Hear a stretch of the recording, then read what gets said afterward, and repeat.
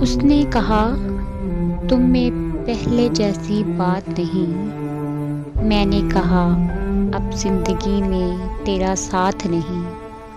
اس نے پوچھا کیا اب بھی کسی کی آنکھوں میں ڈوب جاتے ہو؟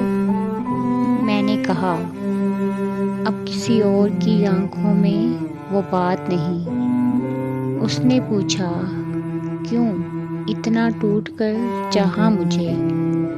میں نے کہا انسان ہوں، مجھ میں پتھروں والی بات نہیں۔ اس نے پوچھا کیا میں بے وفا ہوں؟ میں نے کہا اب مجھے وفا کی تلاش نہیں۔ اس نے کہا بھول جاؤ مجھے۔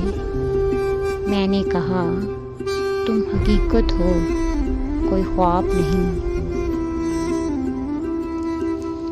اس نے کہا